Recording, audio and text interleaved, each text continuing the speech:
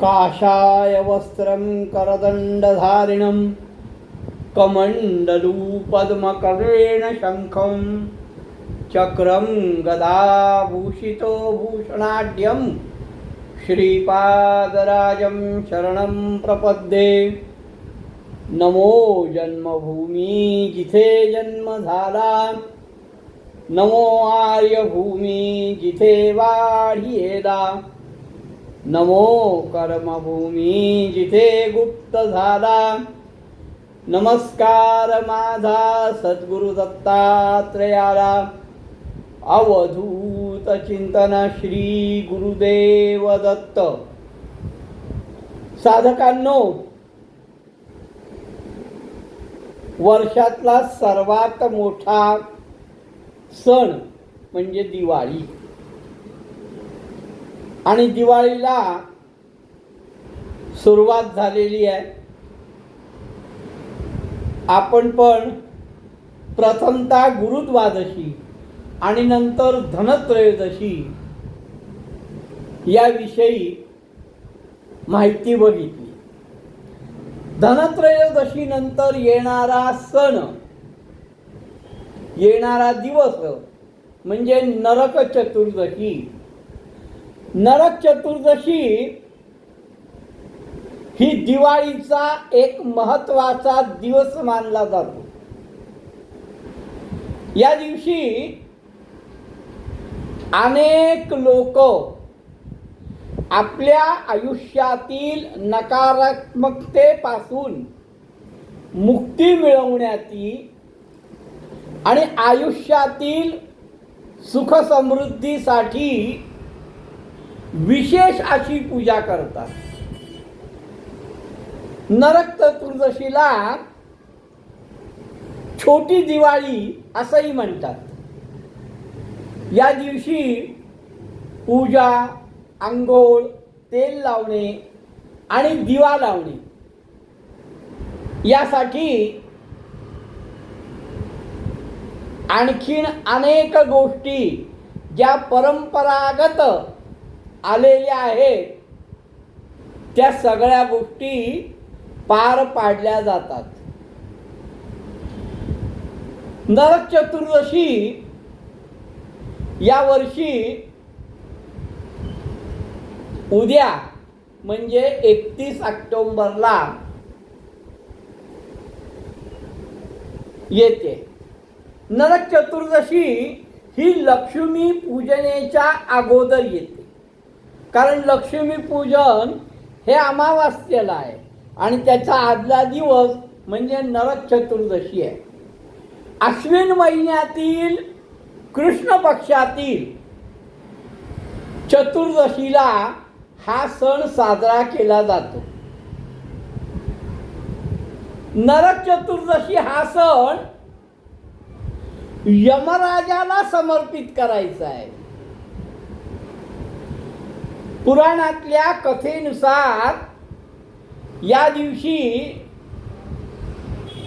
भगवान गोपाल कृष्णाने नरकासुर नावाच्या राक्षसाचा वध केला आणि पृथ्वीवर जनतेला त्याच्या अत्याचारापासून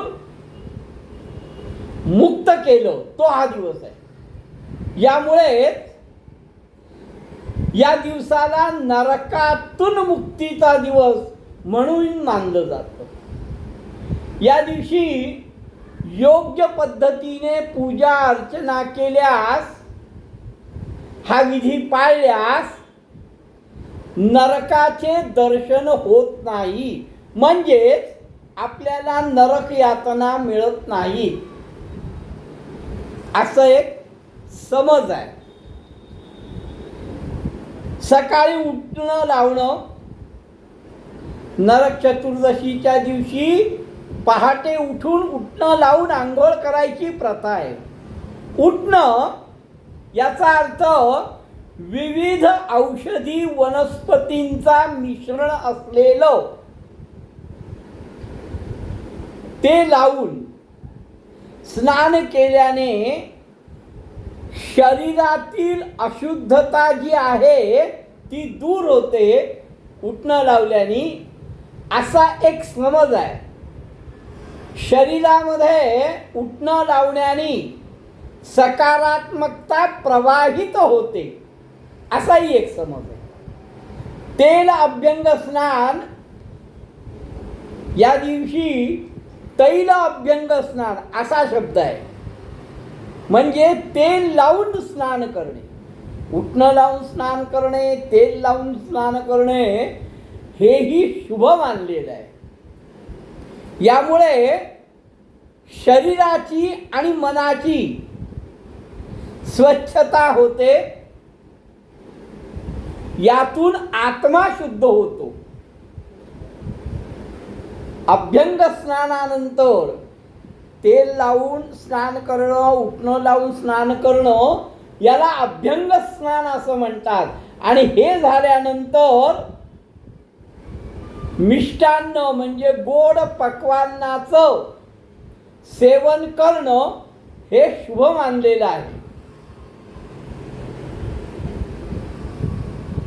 ही दिवाळी सणात नरक चतुर्दशी हा सण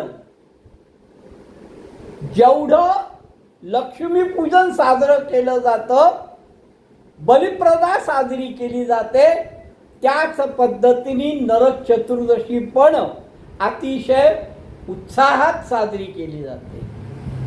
कारण हा महत्वाचा दिवस का आहे, तर या दिवशी नकारात्मकतेचा नाश करून सकारात्मकता ऊर्जा निर्माण होण्याकरता देह आणि शरीर शुद्ध करणे हा खरा एक आणखीन उद्देश आहे. नरक चतुर्दशी यमराजाला समर्पित आहे, हे मी सांगितलं. त्याच पद्धतीने पृथ्वीवरील जनतेला त्यांच्या अत्याचारापासून नरकासुराचा वध करण्याकरता भगवान गोपाळ कृष्णाने हा दिवस योजला.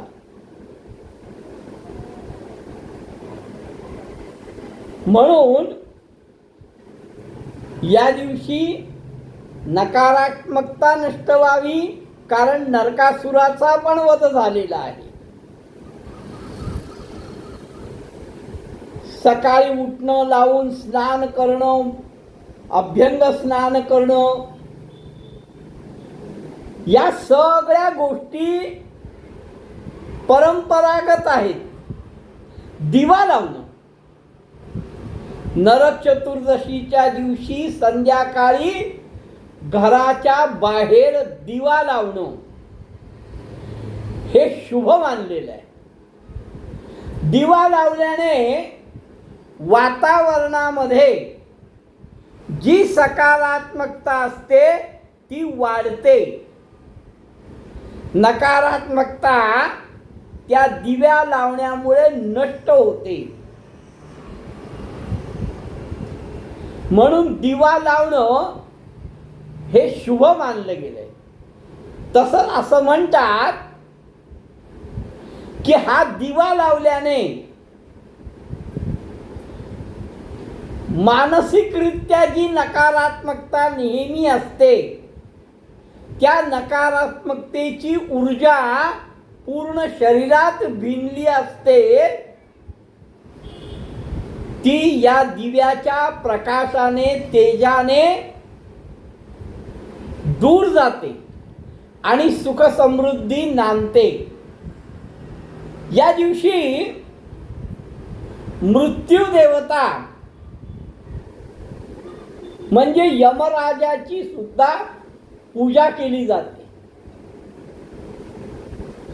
त्यासाठी पण एक दिवा विशेषतः तो फक्त यमासाठी लावला जातो आणि यालाच यमदीप असं संबोधन आहे. या दिवशी यमासाठी जर दिवा लावला, यमासाठी दिवा लावल्याने आपल्या मृत्यूनंतर आपल्याला नरकात जाण्याचं भय यत्किंचितही राहत नाही, अशी एक श्रद्धा आहे. काय? धार्मिक कृत्य, धार्मिक परंपरा या सगळ्यावर श्रद्धेवर आधारित आहे. आणि श्रद्धा असेल तर फलप्राप्ती निश्चित होते. पण त्या श्रद्धेच्या आधी जर साशंकता असेल तर ती फक्त परंपरा पाळली असं समजलं जातं. आता हा दिव्या लावल्याने आपल्याला नरक यातना मिळणार नाही, मृत्यूनंतर नरक यातना मिळणार नाही, ही एक मनाची धारणा केल्यामुळे सकारात्मकता ऊर्जा वाढून आपल्या हातून सकारात्मक गोष्टीच घडल्या जातात. म्हणून नरक यातना मिळत नाही. या दिवशी कडुनिंबाच्या पानाचं सेवन, या दिवशी कडुनिंबाचं पान किंवा निंबोळीचं सेवन करणं हे आरोग्याकरता लाभदायक मानलं जातं. हे सेवन पित्तनाशक आहे, शरीर शुद्ध करणारं आहे असं आयुर्वेदाने सांगितलं. कारण त्यावेळेस सृष्टीमध्ये जी सकारात्मकता ऊर्जा असते त्याचाही परिणाम या निंबोळीच्या किंवा कडुनिंबाच्या पानावर होतो आणि आपलं शरीर शुद्ध होतं असा एक आयुर्वेदाने संकेत दिला आहे. नरक चतुर्दशीच्या केलेल्या पूजा आणि विधीमुळे जीवनातील नकारात्मक ऊर्जा तर दूर जातेच जाते, पण एक नवीन सुरुवात होते. हा दिवस यमाला समर्पण केल्याने काही अंशी यमाची आराधना केल्याने, कारण यमाला हा दिवस समर्पित करायचा आहे, यमदीप लावायचा आहे, हे केल्याने यम संतुष्टित होऊन तुम्हाला नरक यातना देणार नाही किंवा नरकाचं दर्शन घडवणार नाही अशी एक भावना आहे.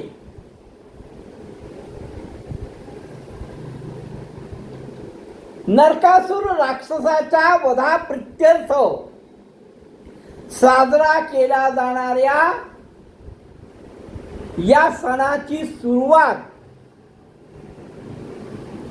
ही सूर्योदयापूर्वी,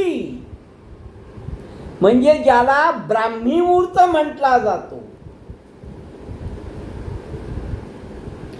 त्या दिवशी म्हणजे सूर्योदयापूर्वी अभ्यंग स्नान करून यम दीपदान देऊन याच दिवशी ब्राह्मणाला, विप्राला, द्विजाला भोजन आणि वस्त्र याचंही दान देण्याचं प्रथा आहे. या दिवशी करण्यात येणाऱ्या प्रत्येक कृतीमागे शास्त्र आहे, हे लक्षात घ्या.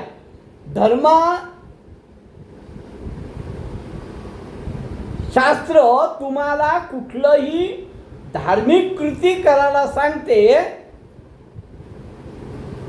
त्याच्या मागे शास्त्र असतं. भागवत पुराणात अशी एक कथा आहे की फार पूर्वी प्राग्ज्योतिषपूर येथे भौमासूर किंवा नरकासूर, त्याचं दुसरं नाव भौमासूर आहे, या नावाचा एक बलाढ्य असुर राज्य करीत होता. देव आणि मानव या दोघांनाही तो प्रचंड त्रास देऊ लागला.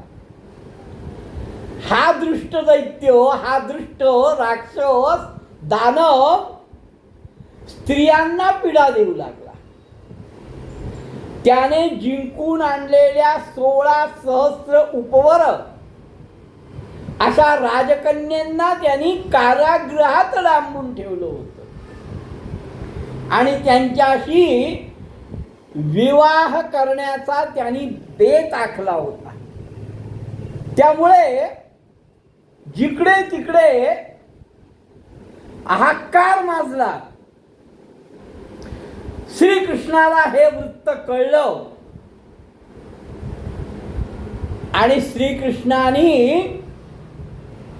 सत्यभामेला बरोबर घेऊन नरकासुरावर आक्रमण करून त्याला ठार मारून त्या सर्व राजकन्यांना मुक्त केलं.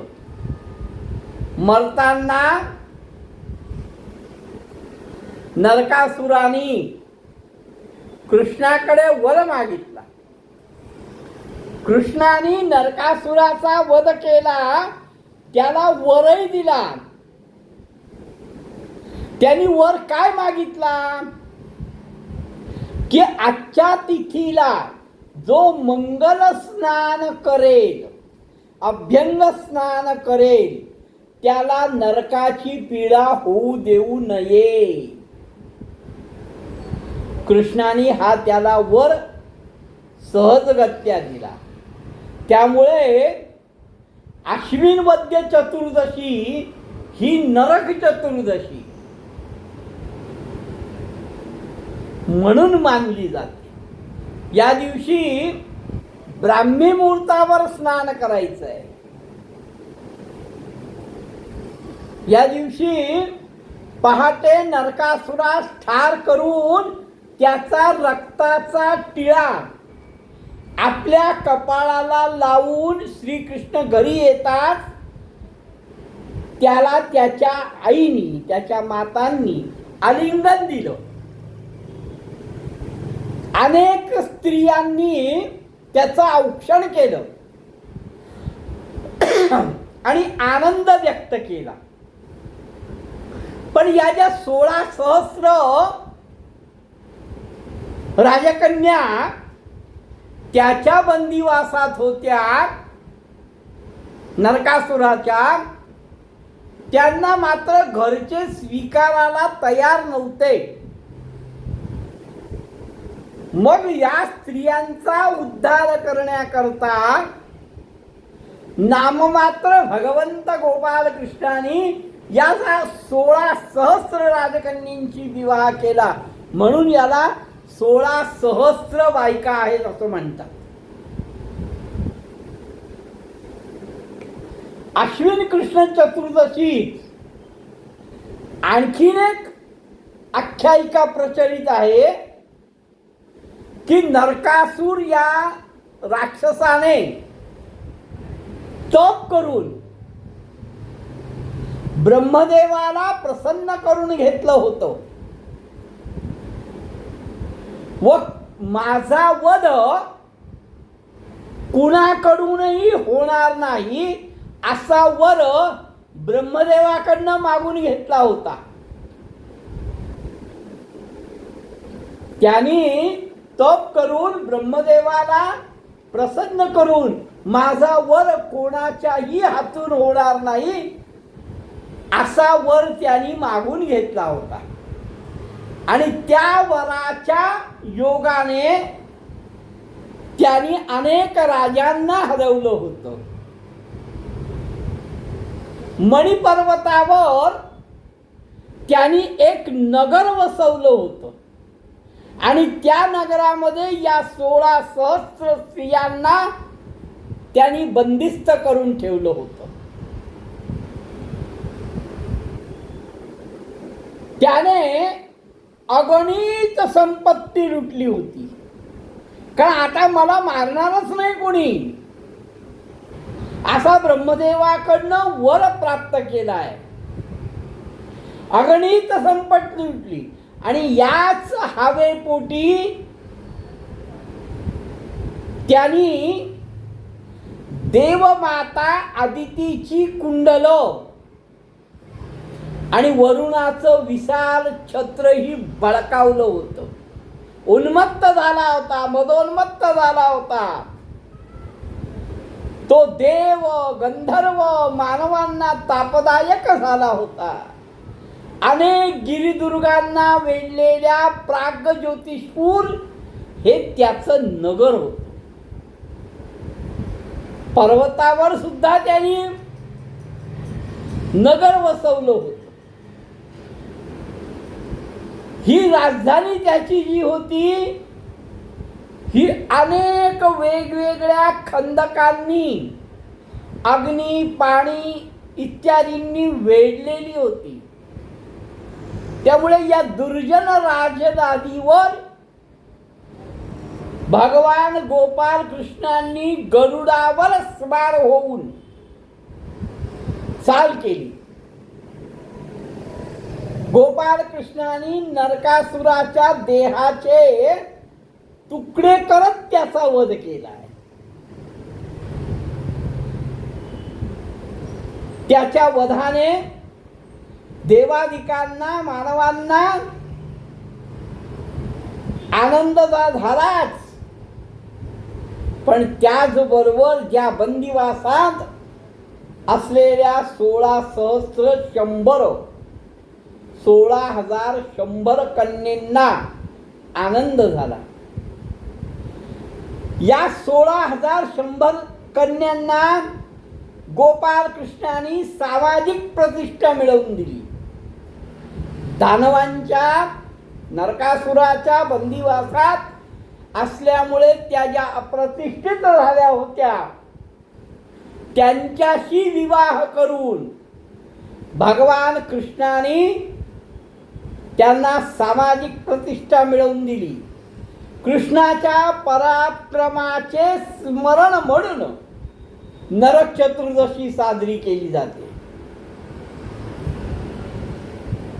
ब्रह्मांडातील याचं जे महत्व आहे ते नरक चतुर्दशीच्या आदल्या रात्री 12 वाजल्यापासून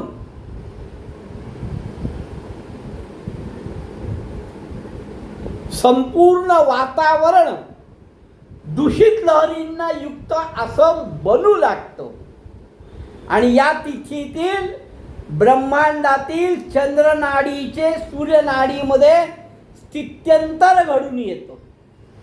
या स्थित्यंतरातच अपेक्षित असा लाभ पाताळातील वाईट शक्तींकडून उठवला जातो. पाताळातून प्रक्षेपित होणाऱ्या नादयुक्त कंपन लहरी या वातावरणाला त्रासदायक ठरू लागतात. अशा ध्वनींची ते निर्मिती करतात आणि या ध्वनीची निर्मिती लहरीतील ही जी लहरींची निर्मिती झाली आहे याची रजतमात्मक कणांच्या हालचालीतून उत्पन्न होणाऱ्या ऊर्जेतून केली जाते. आणि म्हणून तुम्ही अभ्यंग स्नान करून तुपाचे दिवे लावून दीपाची मनोभावे पूजा करतात. यामुळे दीपातून प्रक्षेपित होणाऱ्या तेजतत्वात्मक लहरींमुळे वातावरणातील त्रासदायक अशा रजतम कणांचे विघटन केले जाते. या विघटनात्मक प्रक्रियेमुळे अनेक सूक्ष्म शक्तींच्या कोशातील रज आणि तमगण सुद्धा विरघळले जातात. त्या दिव्यांच्या प्रकाशामध्ये त्याच्यातनं निर्माण होणाऱ्या लहरीमध्ये हे सामर्थ्य आहे. वाईट शक्तींच्या भोवती असलेले संरक्षक कवच नष्ट होण्यास सुरुवात होते. यालाच आसुरी शक्तींच्या वातावरणात दीपाच्या साह्याने झालेला संवार असं म्हटलं जातं. म्हणून या दिवशी वाईट शक्तींचे, नकारात्मक शक्तींचे निर्दलन करून पुढच्या शुभकर्माला, कारण याच्यानंतर येणारं लक्ष्मीपूजन आहे, त्यानंतर येणारी वर्षप्रतिपदा आहे, त्यानंतर येणारी भाऊबीज आहे. या दिवशी शुभ कार्याला इतर दिवसाच्या माध्यमातून जीवाने आरंभ करायचा असतो. असुरांच्या संहाराचा दिवस, नकारात्मकतेच्या संहाराचा दिवस, नरकासुराच्या संहाराचा दिवस. म्हणूनच हा दिवस खऱ्या अर्थाने साजरा केला जातो. लहरींचा वाईट विघटनाचा नरक चतुर्दशीला संवार होतो. आकाशात तारे असताना ब्राह्मी मुहूर्तावर अभ्यंग स्नान करतात. आघाडा या वनस्पतीच्या फांदीने डोक्यापासून पायापर्यंत आणि पुन्हा डोक्यावर प्रोक्षण करतात. यासाठी मूळ जी वनस्पती आहे ती आघाडा सांगितलेली आहे. डोक्यापासून पायापर्यंत प्रोक्षण करायचं, पुन्हा पायापासून डोक्यापर्यंत आघाडा या वनस्पतीने प्रोक्षण करायचं. नरक चतुर्दशीच्या दिवशी अलक्ष्मीचे पहाटे मर्दन करून आपल्यातील नरकरूपी पापवासनांचा नायनाट व अहंकाराचे उच्चाटन करायचं आहे. तेव्हाच खऱ्या अर्थाने नरक चतुर्दशी साजरी केली असं म्हटलं तर ते वावगं ठरू नये. उद्या नरक चतुर्दशी आहे. अभ्यंग स्नान करा. कोकणामध्ये अशी एक पद्धत आहे की कारीट नावाचं एक कडू असं रानफळ आहे. कारीट. आणि या कारीट नावाच्या रानफळाचं हे पायाच्या अंगठ्यानी दाबून फोडायचं आहे, म्हणजे नरकासुराचा वध झाला. अशी एक कोकणात पद्धत आहे. ते पायाखाली चिरडून ते चिरडताना गोविंदा गोविंदा गोविंदा असा 3 वेळा पुकारा करायचा आहे. पायाच्या अंगठ्यानी ते चिरडायचं आहे. श्रीकृष्णाने नरकासुराचा वध केला तर आपणही कारीट याला नरकासुर समजून त्याचा वध करायचा. नरकासुर हा जरी राक्षस म्हटला तरी हा राक्षस नाही, तर कधीही नष्ट न होणारी अघोरी, दृष्ट आणि वैचारिक शक्ती आहे. नरकासुर कधीही नष्ट न होणारी अघोरी, दृष्ट आणि वैचारिक अशी स्थिती म्हणजेच नरकासुर. कोकणामध्ये काही ठिकाणी या दिवसाला चावदीस असंही म्हटलं जातं. म्हणून प्रतिकात्मक नरकासुराचा वध करण्याकरता कारिट या फळाचा उपयोग करण्यात आलेला आहे. अनेक ठिकाणी अनेक वेगवेगळ्या परंपरा आहेत, चालीरीती आहेत, संस्कार आहेत, पण सगळ्याचं मेन एकच उद्दिष्ट आहे की नकारात्मकता नष्ट व्हावी, सकारात्मकता निर्माण व्हावी, सकारात्मकता वाढावी, आरोग्य प्राप्त व्हावं, आध्यात्मिक प्रगती व्हावी. हे सगळं केल्याने आम्हाला या सगळ्या गोष्टींचा फायदा होऊ शकतो. उद्या येणाऱ्या नरक चतुर्दशीबद्दल पुनश्च तुम्हा सर्वांना हार्दिक शुभेच्छा देतो. नरकासुराचा जसा नायनाट झाला तसा तुमच्या मनामध्ये असणाऱ्या नकारात्मक ऊर्जेचा नाश हो, सकारात्मक ऊर्जा तुमच्यामध्ये निर्माण हो आणि त्याची वृद्धी हो, ही माझ्या सद्गुरूंचरणी प्रार्थना करतो. अवधूत चिंतन श्री गुरुदेव दत्त.